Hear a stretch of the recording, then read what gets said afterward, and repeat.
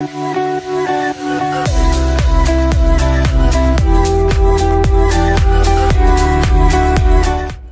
weekend kicks off with racing at Moonee Valley on Friday night. Shout the Bars racing in the Group 2 Sunline Stakes. Weight for age for the fillies and mares. Those conditions will really suit her.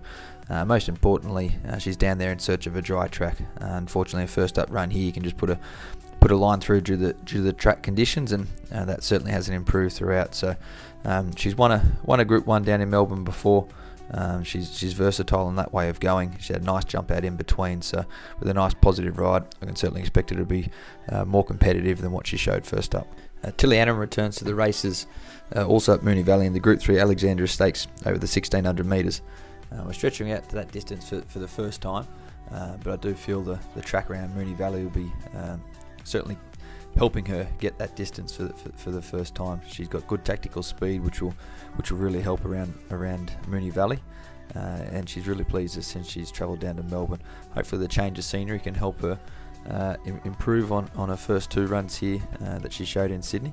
Obviously plenty of depth and quality to those fields, so hopefully a step back in grade to the Group 3 we can see an improved performance from her. Never Been Kissed races at Rose Hill on Saturday in the Group 1 Vinery Stakes. This is the race that she's been set for all preparation, so we're hoping to see her peak on Saturday. Her second up performance was excellent at the PHAR Lap Stakes. Stretching out to the 2000 metres should be a good positive for her. Just really would like to see the track under drying conditions. She's not as effective in the heavy going. Certainly her class will take her a long way, but if we can get a nice track, she'll certainly be very hard to beat for us. VANGELIC returns to Rose Hill to race in the Group 2 Emancipation Stakes for the fillies and mares. She's coming off a run in the Group 1 COOLMORE Stakes where she was second up. She jumped from a wide draw and just had to do a little bit of work throughout the run. Just found the pressure being second up a bit much for her at that stage of the preparation. She missed a vital run early stages of the campaign, but no doubt now with that run she's certainly shown good improvement.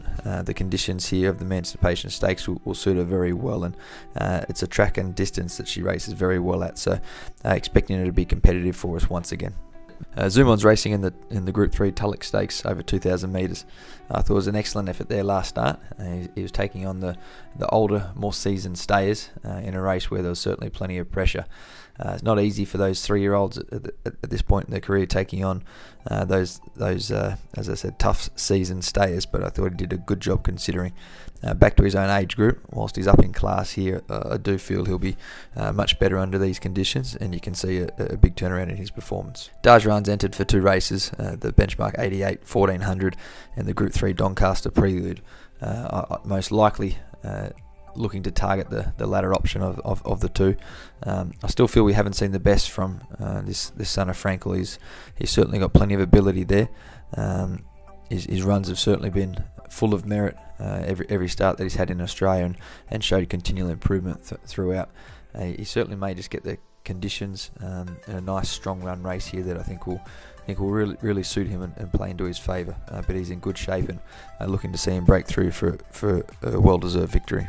Regal Stage is also entered in the Benchmark 88 handicap over 1400 metres. He's resuming here, and whilst he's certainly forward and ready to be effective for a first up performance, he's not likely to get the exact track conditions that he prefers. He's much better on top of the ground, but certainly the run will bring him on nicely. He's got a nice program ahead, and one that you can follow through the country cups with confidence. Racing on Saturday is at Mornington, and the feature race on the card is the Mornington Cup, which Sacramento will take his place in.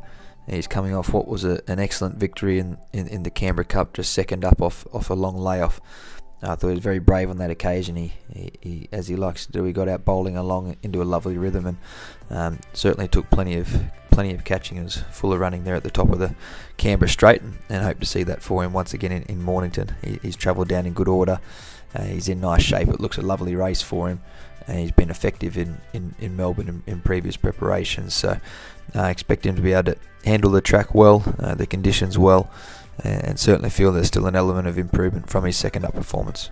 Invincible Jet also racing on the Mornington card on Saturday. He resumes here first up in a Benchmark 78 over the 1200 metres. He is a horse that certainly does improve with a bit of racing. no doubt he can race well fresh for us off the back of a couple of nice jump outs. He's looked good in both of those, but certainly will improve off the run. Major Artie is backing up in a benchmark 78 handicap over the 1600 metres on the back of what was an impressive victory at Moonee Valley last Friday night.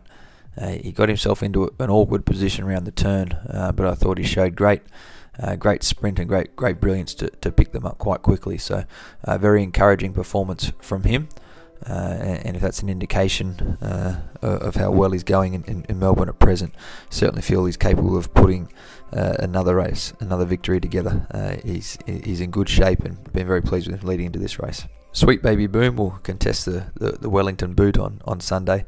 It's a lovely race for the 2-year-olds. It can be a little bit difficult track. It's a tight turning track, but she's got the tactical speed to be able to overcome that. She was excellent, I thought, in her first up performance at Canterbury. She didn't necessarily enjoy the heavy conditions, so hopefully we can see her on a drying track there at Wellington. As I said, she's got the great tactical speed that will really help her around that track, and if that's the case, she'll certainly take plenty of catching.